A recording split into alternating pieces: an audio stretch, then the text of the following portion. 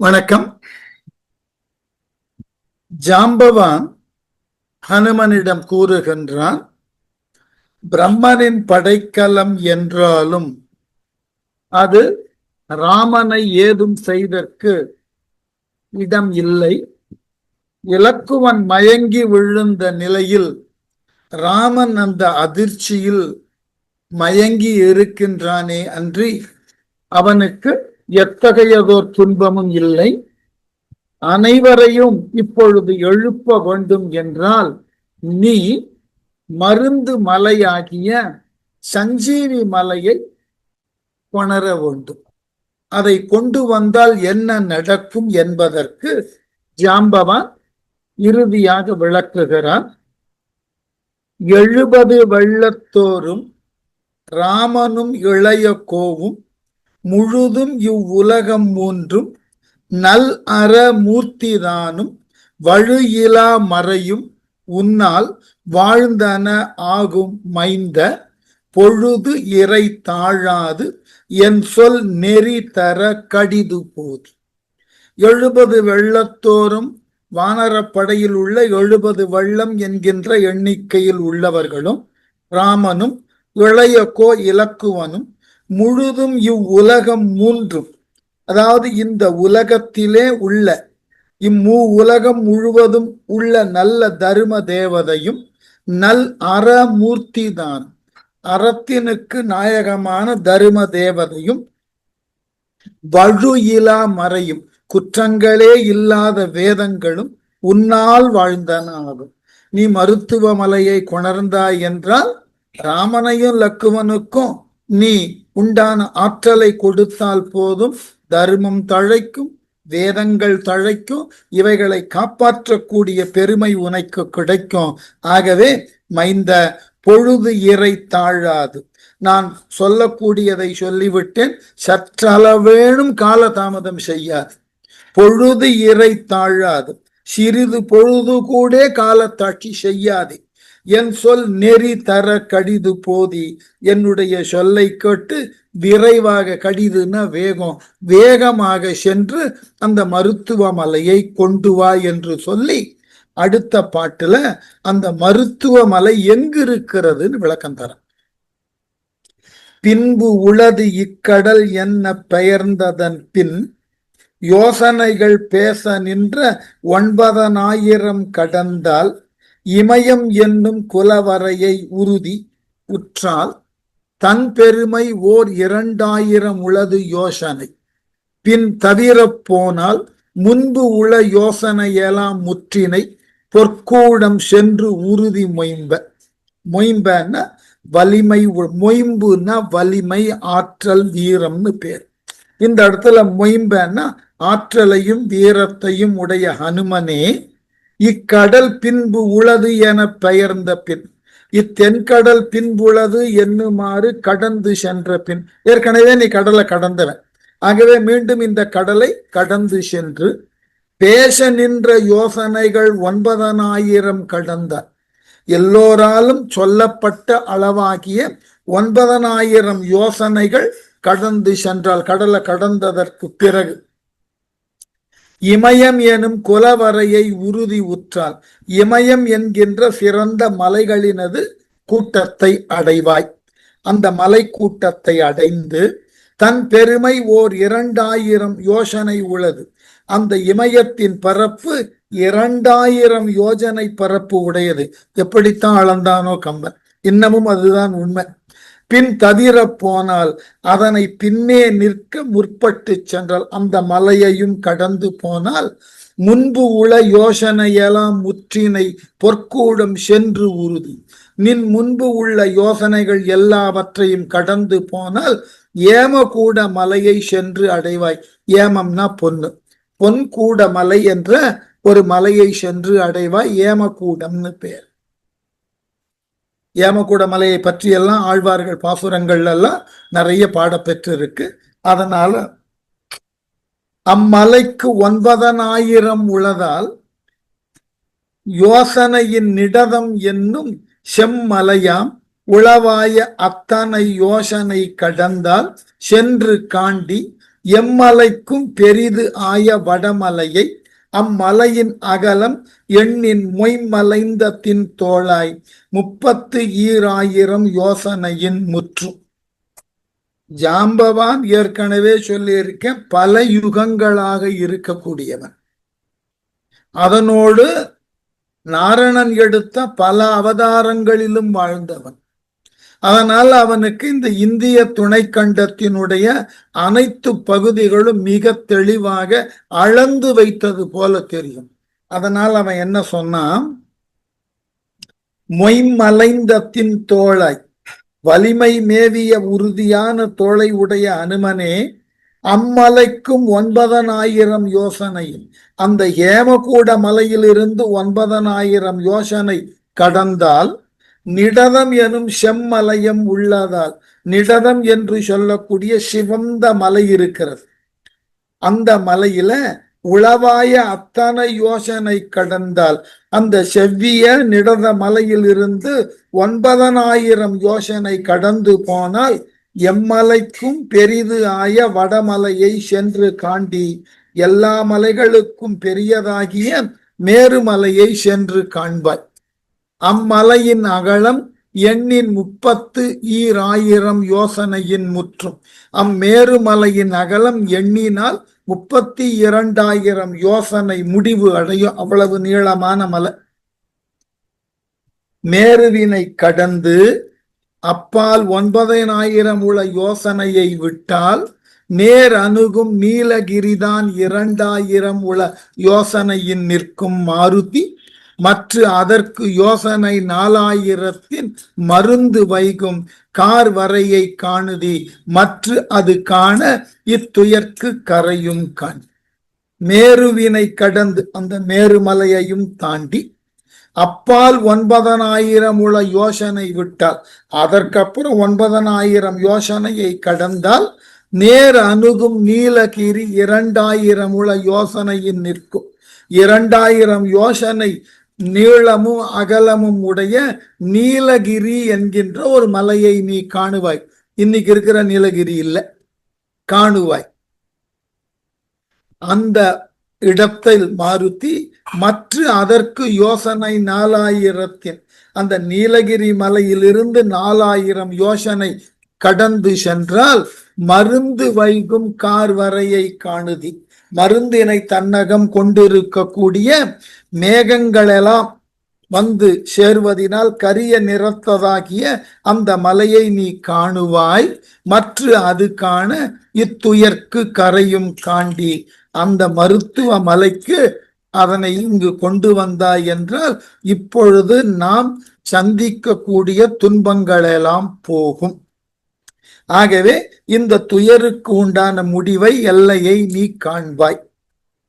மாண்டாரை உய்விக்கும் மருந்து ஒன்றும் உடல் வேறு வகிர்களாக கீண்டாலும் பொருந்துவிக்கும் ஒரு மருந்தும் படைக்கலங்கள் கிளைப்பது ஒன்றும் மீண்டேயும் தம் உருவை அருளுவது ஓர் மெய் மருந்து உள நீ வீர ஆண்டு ஏகி கொணர்தி என அடையாளத்தோடு உரைத்தான் அறிவின் மிக்கான். அறிவின் மிக்கவனாகிய ஜாம்பவான் என்ன சொன்னா, மேலும் அந்த மருந்து மலையில இருக்கக்கூடிய மருந்துகளின் சிறப்பு என்ன தெரியுமா?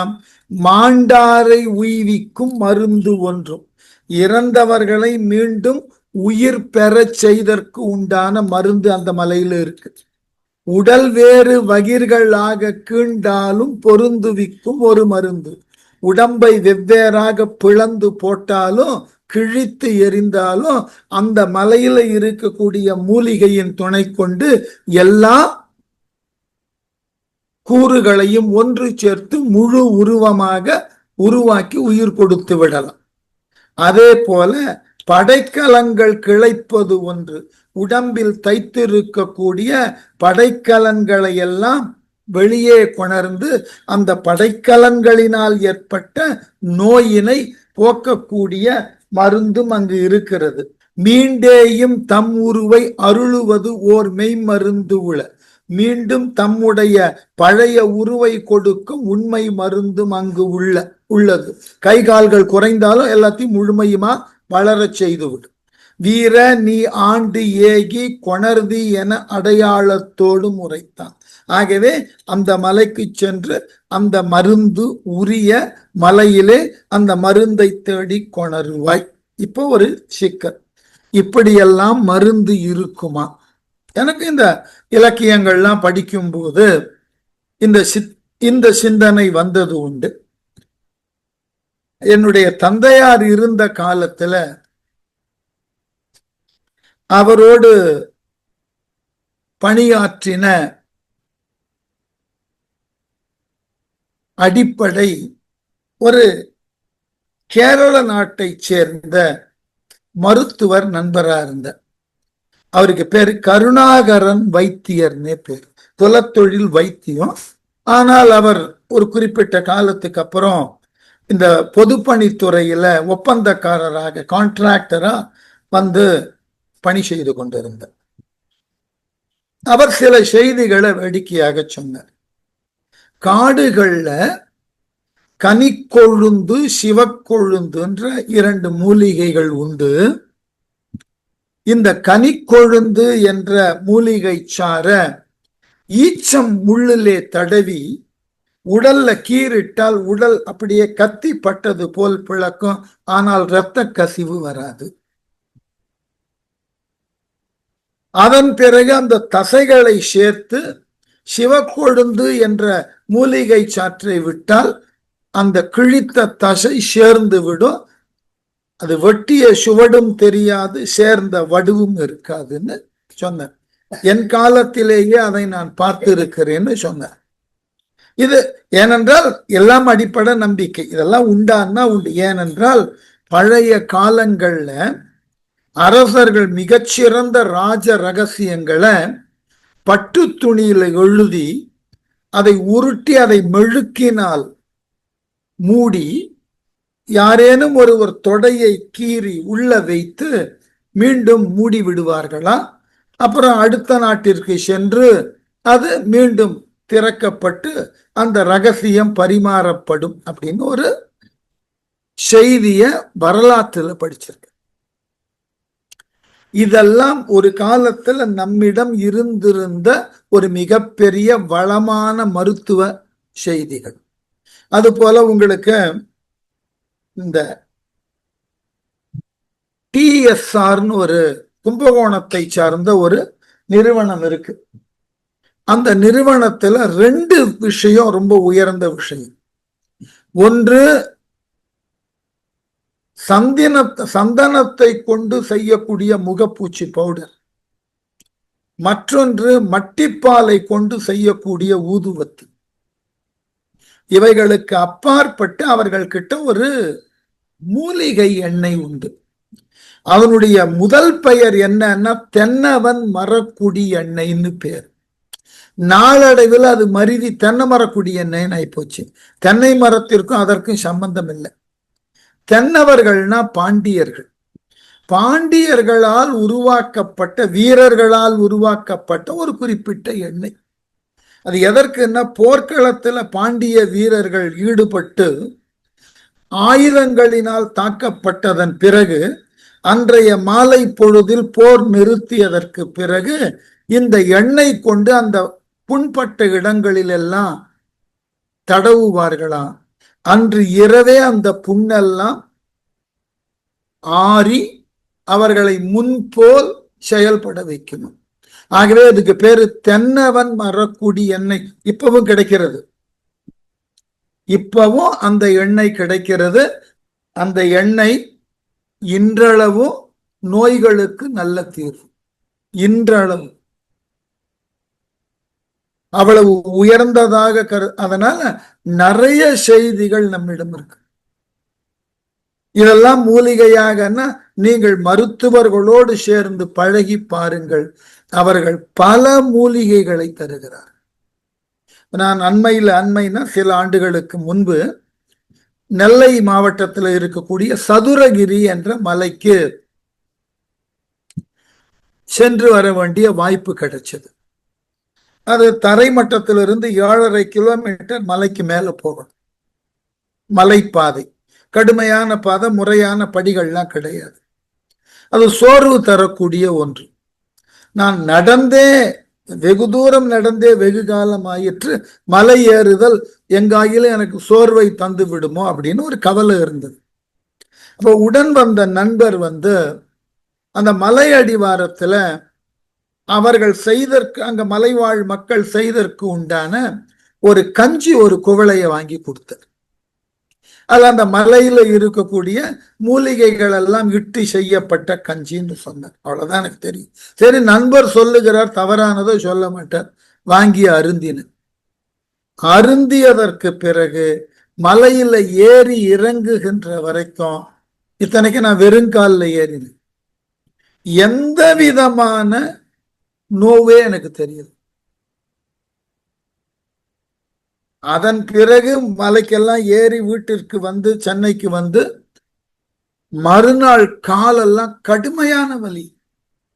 ஆனால் அந்த மலை ஏறக்கூடிய நேரத்திலும் இறங்கக்கூடிய நேரத்திலும், ஏனென்றால் அந்த மூலிகை சாறினால் ஏற்பட்ட ஒரு நல்ல ஆற்றல். ஆகவே நிறைய இப்பொழுதும் மக்கள் மத்தியில நிறைய பேசப்படுகிறது. ஆனால் காலப்போக்கில் அவைகளை நாம் முறையாக பாதுகாக்க தவறிட்டோம். இப்ப இந்த கோட்டக்கல் ஆரிய வைத்தியசாலான்னு இருக்கு. அதே போல சென்னையில திருவான்மியூர்ல இன்காப்ஸ்னு ஒரு அமைப்பு இருக்கு. அதாவது நம்முடைய பாரம்பரிய மூலிகை, இயற்கை செடிகள், கொடிகள், மலர்கள், இவைகளை கொண்டு மருந்து தயாரிக்கக்கூடிய முறை எல்லாம் இருக்கு. ஆனால் என்ன ஆகிறது, அவைகளில் நாம் போதிய அளவு ஆய்வினை செய்யாமல் போனதினால அவைகள் எல்லாம் மாற்று வழிமுறைகளாக சொல்லப்படுகின்றனவே ஒழிய மாற்று மருந்துகளாக சொல்லப்படுவது இல்லை. இப்ப நம்ம கிட்ட பல்வேறு விதமான மருத்துவ முறை இருக்கு. ஹோமியோபதி இருக்கு, யுனானி இருக்கு, சித்தா இருக்கு, ஆயுர்வேதிக் இருக்கு, அலோபதி என்ற ஆங்கில மருத்துவம் இருக்கு. ஆங்கில மருத்துவத்திற்கு இணையா பிரிது ஒரு மருத்துவத்தை நாம இன்று உலகம் பரிந்துரைப்பது இல்லை. ஏனென்றால் இதெல்லாம் ஆல்டர்னேட்டிவ் லிவிங் ஸ்டைல், அவ்வளவுதான்.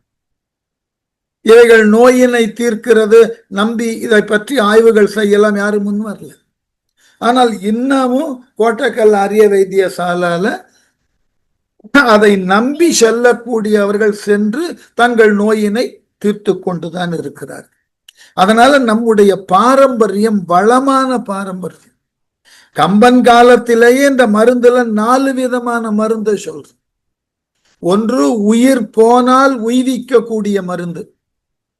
2 உடல் கூறு கூறாக கிழிக்கப்பட்டாலும் ஒன்று சேர்க்கக்கூடிய மருந்து. அதுபோல் ஆயுதங்களினால் காயம் ஏற்பட்டால் அந்த ஆயுதங்கள் உள்ளே சென்று நொறுங்கி இருந்தால் அதை வெளியே கொணர்ந்து ஆற்றும் மருந்து. அதோடு அங்கங்களெல்லாம் குறைந்து போனால் அதை மீண்டும் வளர்த்து தரக்கூடிய மருந்து. இது 4 விதமான மருந்து இருந்ததுன்னு கம்பன் எழுதணும். சஞ்சீவி மலை என்று சொன்னால் அது எல்லா விதமான நன்மையை தரும் ஒரே வரியில சொல்லி இருக்கலாம். இப்படி பகுத்து சொன்னதன் காரணம், அந்த காலத்துல இது போன்றதாகிய மருந்துகள் வழக்கில் இருந்திருக்க வேண்டும். இதான் அடிப்படை. இது நமக்கு இன்று தெரியல. ஏனென்றால் நமக்கே தெரியும், பழைய காலங்கள்ல எல்லாம் ஒரு மரபு உண்டு. அது சொல்ல கல்வி சரியானலாம் எனக்கு தெரியாது. அதாவது இந்த சித்த வைத்தியத்தில் ஈடுபட்டவர்கள் எல்லாம் தாங்கள் கற்றுக்கொண்ட வித்தைய தன் குடும்பத்துல யாரேனும் ஒருவருக்குத்தான் கற்றுத்தருவார்கள். ஏனென்றால் அது அப்படிப்பட்டதாகிய ரகசிய தன்மை வாய்ந்தது. அது போல மலையில இருக்கக்கூடிய மூலிகைகளை எல்லாம் இனம் கண்டு கொள்ளுதல், இது ஒரு பெரிய பாடம்.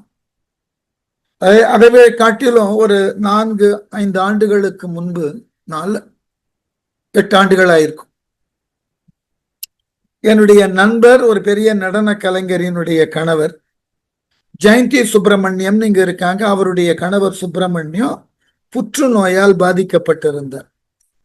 அதற்கு மருந்து இருக்கிறது என்று கர்நாடகால ஷிமோகா மாவட்டத்துல இருக்கக்கூடிய காட்டுல ஒரு குடும்பம் இது போன்றதாகிய மருந்தை கொடுக்கிறது. தேடி சென்றவர்கள் ஏராளம். இவர் தேடி சென்று அந்த மருந்து வாங்கிட்டு வந்தார். ஆனால் இவர் அந்த தேடி சென்று அந்த மருந்தை வாங்கிட்டு வருவதற்குள்ளாக இவர் அந்த 3வது நிலையை கடந்ததனால ஒன்றும் பண்ண முடியலன்னு சொன்னாங்க. அங்கு மருந்து கொடுக்கிறார்கள். இன்னமும் அது பற்றின சிந்தனை இருக்கு. பல பேர் அதை இந்த சர்க்கரை நோய்க்கும் இது போன்றதாகிய மிக ஆட்கொல்லி நோய்களுக்கு மருந்து இருக்கிறதுன்னு சொல்லி தருகிறார்கள். பலர் அதை இன்னமும் பின்பற்றி கொண்டு இருக்கிறார்கள். புரியாது. அப்ப நம்ம நாட்டிலேயே நமக்கு தெரியாத பல மருந்துகள் எல்லாம் இன்னமும் வழக்குல இருக்கு. அதை செய்து தருபவர்கள் இருக்கிறார்கள், பயன் அடைபவர்கள் இருக்கிறார்கள். இந்த வாய்ப்பு எல்லாருக்கும் கிடைக்கணும்னா அதை என்ன பண்ணணும்? ஆய்வு நிலைகள்ல அதை உட்படுத்தி அந்த ஆய்வின் மூலமாக இது இத்தகைய தன்மை வாய்ந்தது உண்மைதான் என்று நிறுவி அதன் பிறகு ஒன்றும் வேண்டாம். நமக்கு கோவிட் வந்த பொழுது உடனே என்ன செய்தார்கள் எல்லோரும்? நிலவேம்பு கஷாயத்தை குடியுங்கள். பல இடங்கள்ல ஊர் மக்கள் எல்லாம் சேர்ந்து நிலவேம்பு கஷாயத்தை செய்து எல்லோருக்கும் இலவசமாக கொடுத்தார். அதனால பரவலாக இந்த கோவிட் என்று சொல்லக்கூடிய நோய் கட்டுக்குள் வந்தது. யாரும் மறுக்க முடியாது. ஆனால் என்ன சொல்லுகிறார்கள்? நீங்கள் அன்றாடம் உண்ணக்கூடிய உணவுல இந்த நிலவேம்பையை சேர்த்து உண்ணுங்கள், ரொம்ப நல்லது என்று. அண்மையில் இருக்கக்கூடிய கேரள மாவட்டத்திற்கு போனீர்கள் என்றால் அவர்கள் இயல்பாக பருகக்கூடிய நீரு ஜீரகமிட்ட தண்ணி தான். அது பொதுவெளிகளாகிய உணவு சாலைகள், சிற்றுண்டி சாலைகள், அங்க போனாலும் இந்த தண்ணியை தான் கொடுக்கும். ஏனென்றால் நீங்கள் உண்ணக்கூடிய உணவுல ஒவ்வாமை ஏதாகிலும் இருந்தாலும் அதை இது எடுத்துவிடும். எவ்வளவு அழகு! அதனால நம்மிடம் இந்த ஜீரகம்ன்ற சொல்லிக்கே அது வட சொல் அல்ல, சீரகம். உன்னுடைய அகத்தை, உடலுக்குள்ளான உறுப்புகளை சீர்மையான முறையிலே செயல்படுத்துவதற்கு தூண்டுவதினால் அதுக்கு பேரு சீரகம்னு பேரு. அதை ஜீரகம்னு சொல்லக்கூடாது என்று உண்ணக்கூடிய இந்த பொருளுக்கே காரணம் பெயர் கொடுக்கிறார். அதனால இந்த பகுதியை படிக்கும் போதெல்லாம் ஆச்சரியப்படுவேன். எவ்வளவு பெரிய அளவுல நாம மருத்துவத்துறையில் மிகப்பெரிய உன்னத நிலையை கொண்டிருந்தோம், இழந்திருக்கிறோம். ஒண்ணு வேண்டாம், ஆங்கிலேயர்கள் வந்த காலம் எப்போ? 16ஆம் நூற்றாண்டுக்கு பின்னாடி, 17 தொடக்கத்தில் ஆங்கிலேயர்கள் வருகிறார். சரியா? ஜஹாங்கீர் காலத்துலதான் வருகிறார்கள். இப்ப அந்த 15 நூற்றாண்டு வரலாற்றுல சொல்லப்பட்ட அந்த 15 நூற்றாண்டு வரைக்கும் இந்திய மண்ணில் இருந்தவர்கள் நோய்வாய்ப்பட்ட பொழுது இந்த மண்ணிலே இருக்கக்கூடிய மருந்தை தான் பயன்படுத்தி இருக்கணும். இந்த ஆங்கிலேயர்கள் வந்து அவர்களால் அறிமுகப்படுத்தப்பட்ட மருந்து சற்றேறக்குறைய 200 ஆண்டுகள் தான். அதுக்கு முன்னாடி இந்த மண்ணில் இருந்தவன் நோயே பார்க்கலையா, நோய்வாய்ப்படலையா, அதை தீர்க்க மருந்து எடுக்கலையா? அந்த மருந்து எங்கிருந்து எடுக்கப்பட்டது? எல்லாம் இந்த மண்ணில் இருந்து வந்தது. அதனால மிகப்பெரிய அளவு ஆய்வுகள் வேண்டும். இந்த மருந்துகளை எல்லாம் முறைப்படி உலகளாவிய தரத்தோடு இந்த மருந்துகளும், நம்முடைய மருந்துகள்ல பெரிய ஒரு சிக்கல் என்னன்னா, நோயினை உடனடியாக குணப்படுத்துவதோடு நோயினுக்கு உரிய மூல காரணம், வள்ளுவர் சொன்னது போலதான், நோய் நாடி நோய் முதல் நாடி, அது தோன்றுவதற்கு உண்டான காரணத்தை அறிந்து அது தணிக்கும் வாய் நாடி. மூல காரணத்தை பார்த்து நீக்கினால் பக்க விளைவுகள் போயிடும். அப்படி ஆராய்ச்சி பண்ணியிருக்க. அவ்வளவு உயர்ந்த நிலை. இதெல்லாம் இன்னைக்கு ஆங்கில மருத்துவம் உடனடியாக தீர்வு கொடுக்கிறது, மறுக்கவில்லை. ஆனால் அதனால் தோன்றக்கூடிய பக்க விளைவுகள் ஏராளம், அதை தவிர்க்க முடியல. அதனாலதான் யோசிக்க வேண்டி இருக்கிறது. நம்முடைய முன்னோர்களால் சொல்லப்பட்ட பல மருந்துகள் பல்வேறு நிலைகள்ல நமக்கு துணையாக வரும்.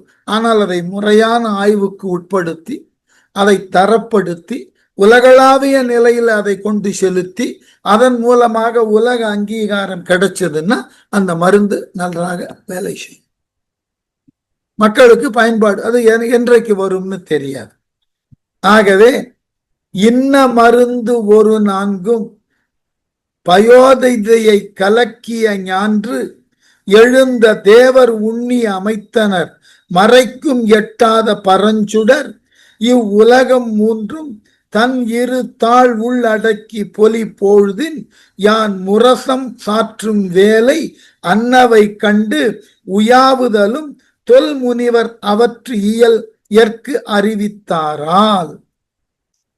என்ன அழகா ஜாம்பவான் பல அவதாரங்கள் இருந்தான்ற குறிப்பை கொடுக்கிறார் பாருங்க.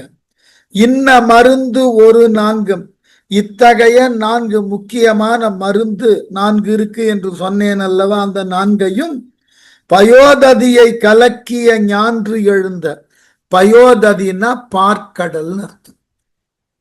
பார்க்கடலை ஒரு காலத்துல கடைந்த பொழுது அதிலிருந்து தோன்றின இந்த 4 மூலிகைகளும் தேவர் உண்ணி அமைத்தனர், தேவர்கள் அவற்றின் பயனை நினைத்து அந்த மூலிகைகள் 4ஐயும் அந்த மலையில வைத்து வளர்த்தனர், பயிர் செய்தனர்.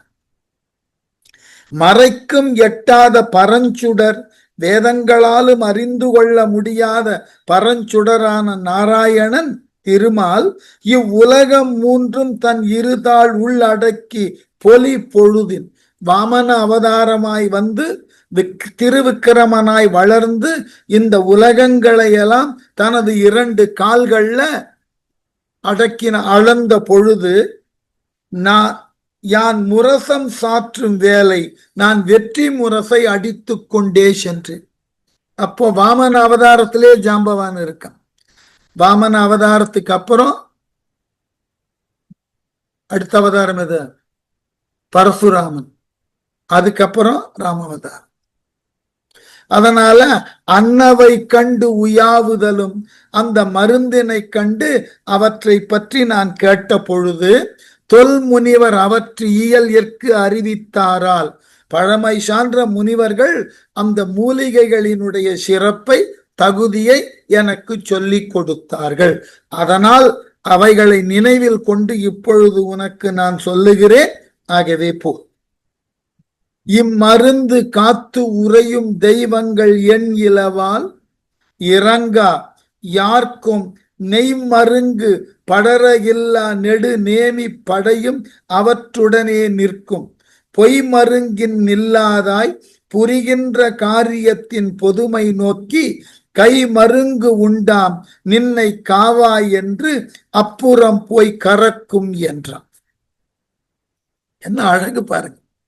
இவ்வளவு பெரிய உன்னதமான மருந்துகளை தன்னடக்கம் கொண்டிருக்கக்கூடிய மலை காவல் இல்லாமல் இருக்குமா? யோசிச்சு பாருங்க. எப்படிப்பட்ட காவலுக்கு உட்பட்டு இருக்குமா?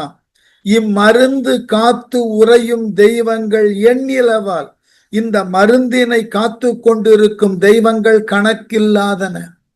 யாருக்கும் இறங்கா, அந்த தெய்வங்களிடம் போய் யார் கேட்டாலும் மனம் இறங்கி உதவி செய்யாது. நெய்மருங்கு படர்கில்லா நெடுநேமி படையும் அவற்றுடனே நிற்கும். நெய் பூச பெற்றதும் அருகில் செல்வதற்கும் இயலாதது ஆகிய நெடிய சக்கரப்படையும் அந்த தெய்வங்களோட காத்து நிற்கும். கிட்ட போன ஆளை முடிச்சிடும். பொய் மருங்கின் இல்லாதாய், பொய்யின் அருகிலே நில்லாத சத்தியத்தின் வடிவான அனுமனே, புரிகின்ற காரியத்தின் பொதுமை நோக்கி, நீ செய்ய போகின்ற செயலின் பொதுத்தன்மையை நோக்கி கை மருந்து உண்டாம் நின் கை அருகில் நிற்கும். தன்னலத்தோட அந்த மருந்தை கையாள முடியாது. உலக க்ஷேமத்தினுக்காக நீ அந்த மருந்தை எடுக்க போற. ஆகவே உங்ககிட்ட அந்த மருந்து வந்து சேரு. நின்னை காவாய் என்று அப்புறம் போய் கறக்கும் என்றான். உன்னை இம்மருந்தை மீட்டு கொணர்ந்து கெடாமல் காப்பாயாக என கேட்டுக்கொண்டு அப்புறம் போய் மறைந்து கொள்ளும் என்று கூறினார். ஆகவே இந்த மருந்தை பத்திரமா கொண்டு போய் பயன்படுத்திட்டு மீண்டும் இங்கேயே கொண்டு வந்து விட வேண்டும் என்ற உத்தரவாதத்தோடு உனக்கு அந்த மருந்து கிடைக்கும், போ அப்படின்னு ஜாம்பவான் சொன்ன உடனே அனுமன் மீண்டும் தன்னுடைய பழைய உருவம் எடுத்தான். பானளாவி வளர்ந்த உரு. இங்கு இதுவே பணியாகில் இறந்தோரும் பிறந்தோரே எம் கோர்க்கு யாதும் தீங்கு இடையூறு எய்தாமல் தெருட்டுதீர் போய் எனச் சொல்லி அவரை தீர்த்தான்.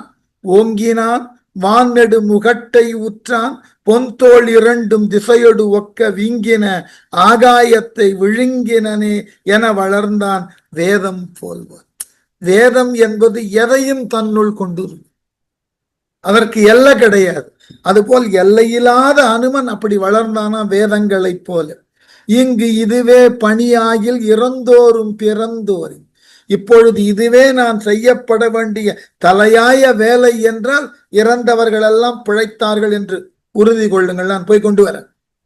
எம் கோமார்க்கு யாங்கும் தீது இடையூறு எய்தாமல், என் தலைவனாகிய கோமகனாகிய ராமனுக்கு தீங்கு வரத்தக்க இடையூறு ஏதும் எய்யாதபடி தெருட்டுதிர் போய் என சொல்லி போய் தெளிவுபடுத்துங்கள், நான் மலையை கொண்டு வருகிறேன், மூலிகையை கொண்டு வருகிறேன் என கூறி அவரை தீர்த்தான் வேதம் போல்வான். அவர்களை விட்டு விலகினான் அனுமன். என்ன செய்தான்? ஓங்கினான் வான் நெடு முகட்டை ஊற்றான். உயர வானத்தின் நெடிய முகட்டை அடைன வானம் போய் தலையில முட்டியதான். பொன்தோள் இரண்டும் திசையொடு ஒக்க வீங்கின, அவனது தோள்கள் இரண்டும் 8 திசைகளில் பறந்து வளர்ந்தது. ஆகாயத்தை விழுங்கினனே என வளர்ந்தான். ஆகாயத்தை இடமில்லாமல் விழுங்கியது போல அப்படியே வானளாதி அவன் உருவம் நிறைந்திருந்ததான். அப்படி காட்சி கொடுத்தான். கோளொடு தாரகைகள் கோத்து அமைந்த மணியார கோவை போன்ற தோளொடு தோள் அகலம் 1000 யோசனை அளவு சொல்ல ஒண்ணா, தாளொடு தாழ்பெயர்க்க இடம் இலது ஆயின இலங்கை தடக்கை வீச நீளொடு திசை போதா விசைத்து எழுவான் உருவத்தின் நிலை ஈது அம்மா. கம்பன் அப்படியே ரசிச்சான். கோளொடு தாரகைகள் கோத்து அமைந்த வானவெளியில இருக்கக்கூடிய கிரகங்களும் ஏனைய நட்சத்திரங்களும் ஒன்றோடு ஒன்று கோத்தது போல அனுமனது மார்புக்கு அணிகலன்களாக மாறி போகிறவன். எவ்வளவு பெரிய உருவம் எடுத்திருக்கான்னு பாருங்க.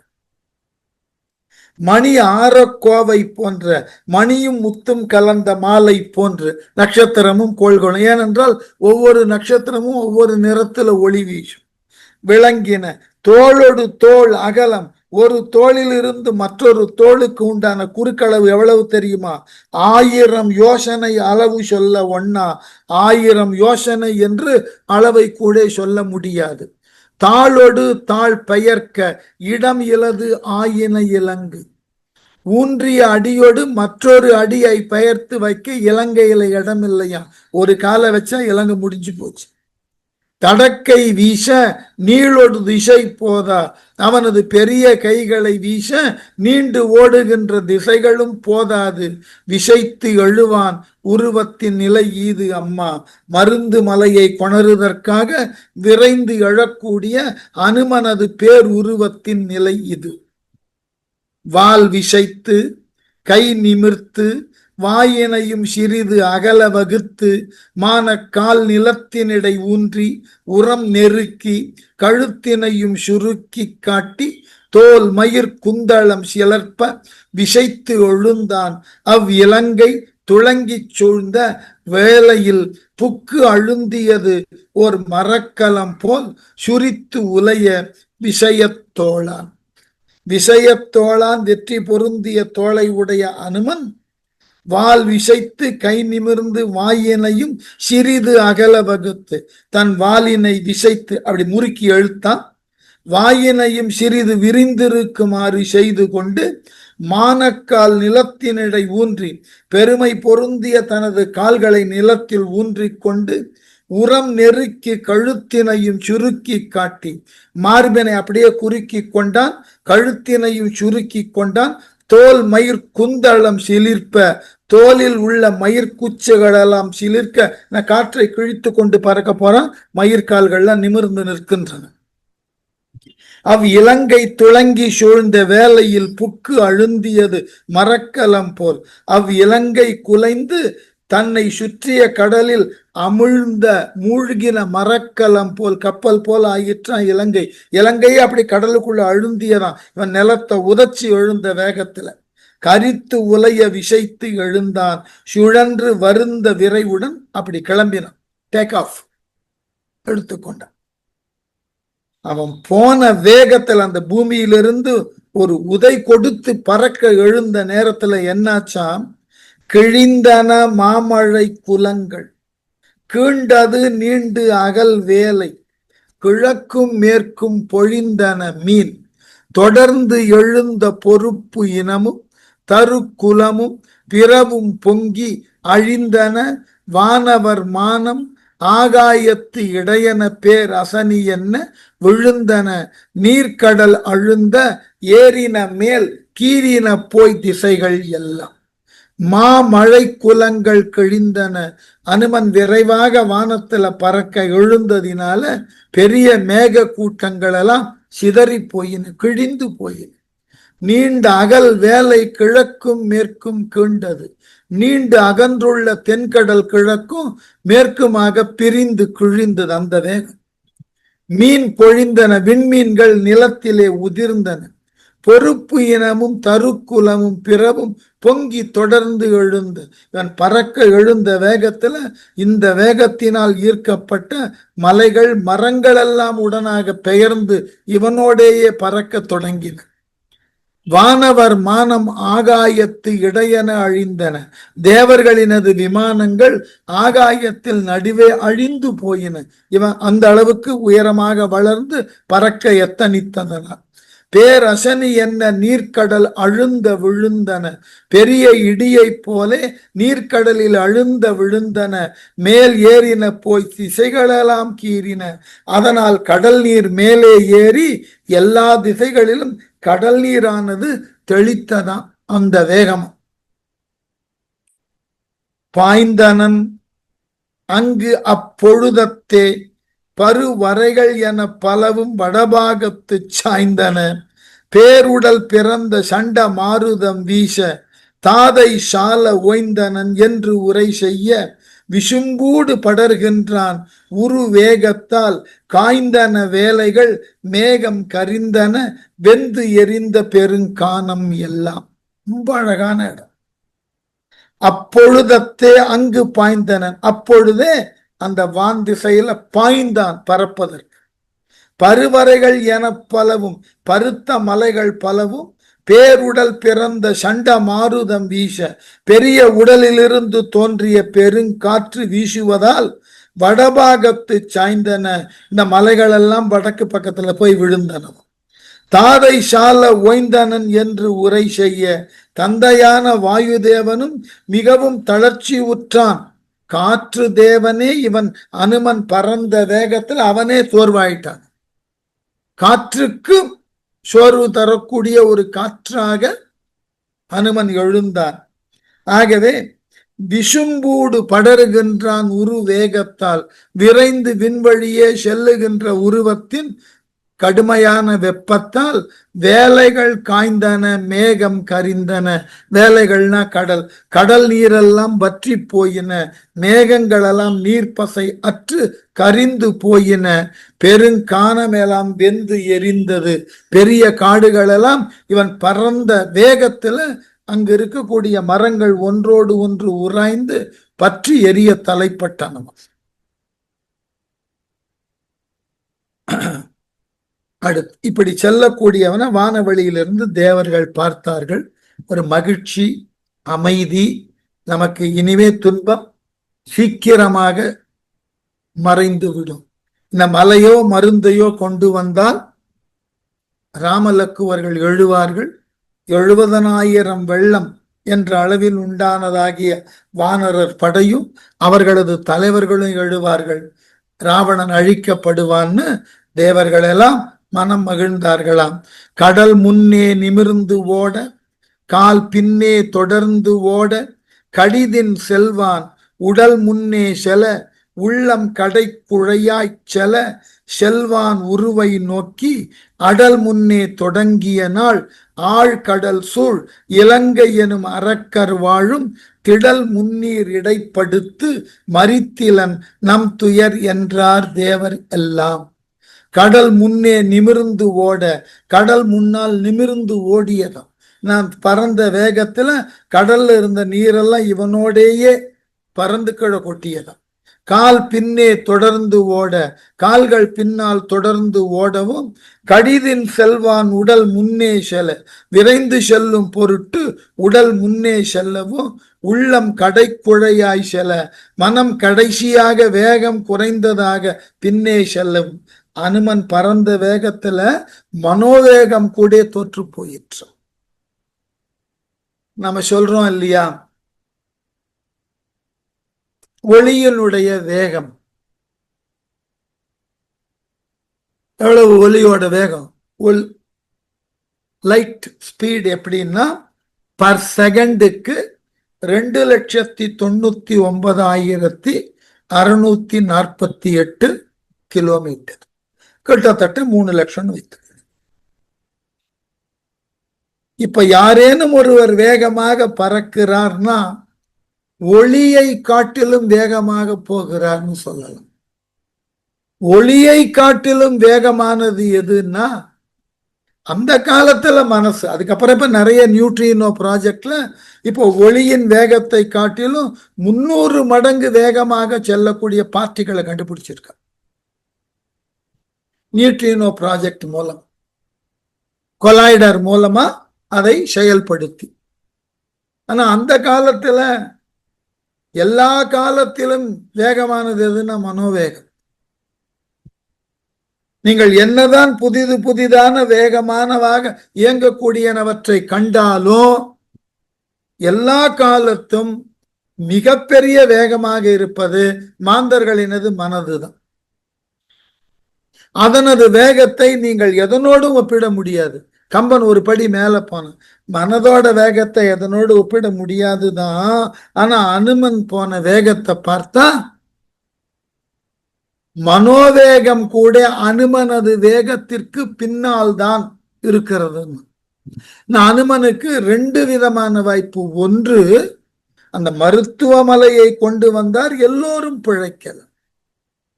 அதைவிட முக்கியமானது ராமலக்குவர்கள் பிழைப்பார். மனோவேகம் தான் எல்லாவற்றை காட்டிலும் வேகம் போகும். ஆனா அனுமன் பறந்த வேகத்துல மனோவேகமும் பின்னுக்கு போயிட்டான். பாருங்க, உள்ளம் கடைக்குழையாய் செல்ல. அனுமன் பறந்த வேகத்துல மனோவேகம் கூட பின்னடைந்ததான். உலகிலே எல்லா காலத்தும் நீங்கள் என்னதான் புதிதாக எத்துணை வேகமான பொருளை கண்டுபிடித்தாலும் எல்லா பொருளை காட்டிலும் படுவேகமாக செல்லக்கூடியது ஒவ்வொருவரினுடைய மனத்தின் கண் உள்ளான எண்ணங்கள் தான். ஆனா கம்பன் ஒரு படி மேல போனா, இல்ல, மனோவேகம் கூட அனுமன் பறந்த வேகத்திற்கு ஆகும். அதனால அந்த வேகத்திற்கு இணை சொல்ல முடியாது. ஆகவே கடைக்குழையாய் செல்ல செல்வான் உருவை நோக்கி அடல் முன்னே தொடங்கிய நாள் ஆழ்கடல் சூழ் இலங்கை எனும் அரக்கர் வாழும் திடல் முன்னீர் இடைப்படுத்து மறித்திலன் நம் துயர் என்றார் தேவரேலாம். செல்வான் உருவை நோக்கி இவ்வாறு மனோவேகத்தை காட்டிலும் வேகமாக செல்லக்கூடிய அனுமனது வேகத்தை பார்த்த தேவர்கள் எல்லாம் அடல் முன்னே தொடங்கிய நாள், தேவர்கள் அனைவரும் அறக்கரை கொல்லும் போர்த்தொழிலை முன்னே தொடங்கிய நாளில் ஆழ்கடல் சூழ் இலங்கை என்னும் ஆழ்ந்த கடலால் சூழப் பெற்ற இலங்கை என்று சொல்லத்தக்க இந்நகர் அரக்கர் வாழும் திடல் முன்னீர் இடைப்படுத்து அரக்கர் வாழுகின்ற தீவினை எடுத்து கடலிடை வீழ்த்தி நம் துயர் மறித்திலன் என்றார். நம் துயரை தடுத்திலனே என்று வருந்தினார்கள். அதனால இதை முன்பே செய்திருந்தால் இந்த அனுமன் ஒருவனே போதுமே என்று எல்லோரும் அனுமனினுடைய வேகத்தை கண்டு தேவர்களும் ஆச்சரியப்பட்டார்கள். நண்பர்களே, ஒரு வேண்டுகோள், இன்று இதோட நிறுத்துற, கொஞ்சம் பேத்திய தயார் பண்ணணும், மன்னிக்கணும். நாளைக்கெல்லாம் குழப்பம் இருக்காது. ஆகவே கொஞ்சம் அருள் கூர்ந்து மன்னியுங்கள். வகுப்பை விடக்கூடாதுன்னு எடுத்து மீதி அடுத்த வகுப்புல தொடருவோம். சரியா? நன்றி.